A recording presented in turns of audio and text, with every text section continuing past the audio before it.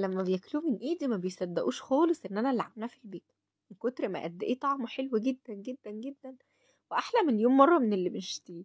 كوكيز العبد او كوكيز الافران والمخابز الفاخر جدا جدا جدا، او الباتر كوكيز الحلو خالص اللي بنشتريه بالزبده، ولكن بقى بطريقه اقتصاديه خالص وببيضه واحده.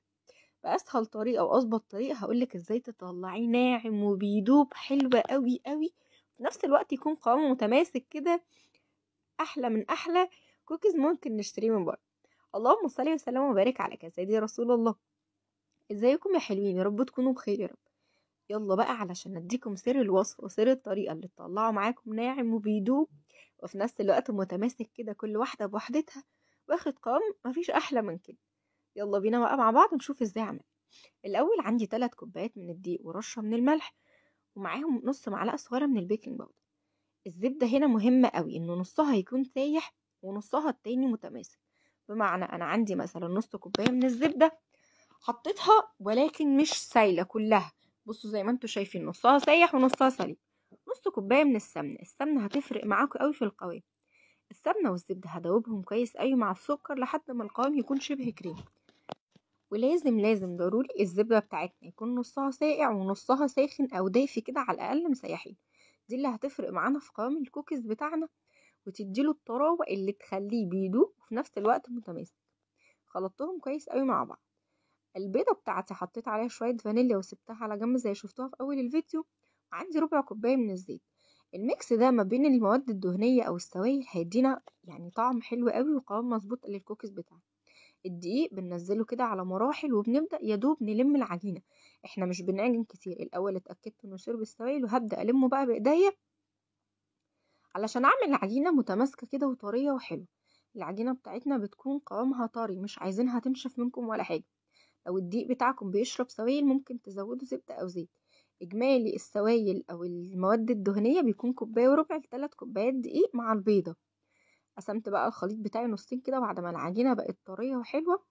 نص هنزل عليه بمعلقة كبيرة من الدقيق، والنص التاني هنزل عليه بمعلقة كبيرة من الكاكاو. وما ان الزوايد اللي احنا حطيناها او الدقيق والكاكاو علشان العجينة بتاعتنا ما تنشفش، هننزل على كل خليط من دول بمعلقة كبيرة من الزيت. دي اللي هتحافظ معانا على قوام العجينة وتفضل زي ما هي، ما تنشفش مننا ولا تشد.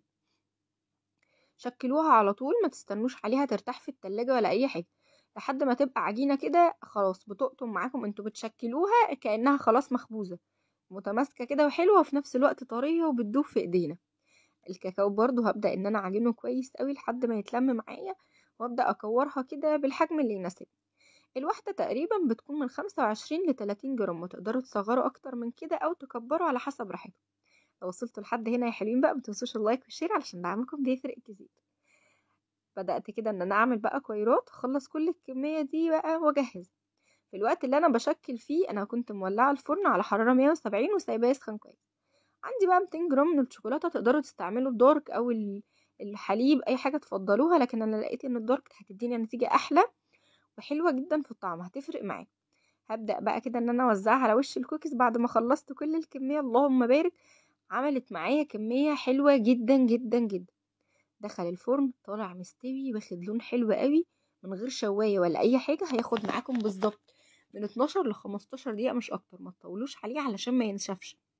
خلوه ياخد وقت ولكن في هدوء من غير ما نستعجل، وفي نفس الوقت نبقى مراقبين. يعني ايه؟ يعني في طول ال 12 دقيقة دول احنا عنينا عليه، مش عايزينه بقى يتحرق مننا ولا الفرن بتاعنا يكون حرارته مش مظبوطة ولا الحاجات دي كلها.